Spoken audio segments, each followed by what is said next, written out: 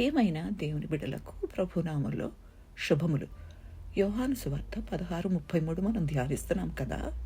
అందులో మొదటి పాయింట్ ధ్యానించాం, లోకములో మీకు శ్రమ కలుగును. రెండవ పాయింట్, ఆయనను ధైర్యముగా ఉండుడి అంటున్నాడు. ఈ రెండు సంగతుల మూలంగా వారు ప్రోత్సాహం, నిబ్బరం, ధైర్యం పొందాలి. ఎందుకంటే ధైర్యంగా ఉండమని చెప్పింది మన ప్రభువే. లోకంలో శ్రమలుంటాయని చెప్పింది మన ప్రభువే. కాబట్టి మీరేమీ భయపడవద్దు, ధైర్యంగా ఉండండి అంటున్నాడు. ఎందుకు ధైర్యంగా ఉండమంటున్నాడు? నేను లోకాన్ని జయించాను అంటున్నాడు. ఆ మరుసటి రోజే తనకు మరణశిక్ష, శిలువ మరణం ప్రాప్తిస్తాయని ఆయనకు తెలుసు. అయినా కానీ ఇలాంటి మాటలు ఆయన చెప్పాడు.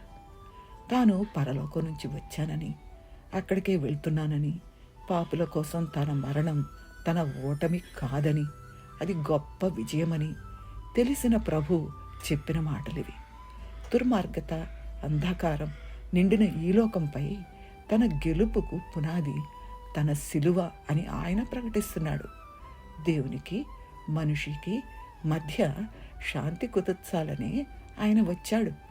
బాధల మధ్యలో వారికి శాంతి ఉంటుంది.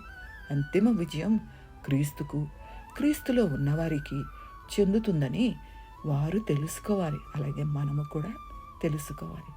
ఈ లోక బాధల స్థానంలో శాశ్వత సమాధానం మనకు సమాధానకర్త అయిన, అధిపతి అయిన మన ప్రభు ద్వారా దొరుకుతుంది. మనం చీటికి మాటికి ఆందోళన పడకుంటే దేవునికి మహిమ. ఇలా దేవుని మహింపరచడానికి దేవుడు మనకు సహాయం చేయనుగాక. ఆమేన్. దేవునికి స్తోత్రం.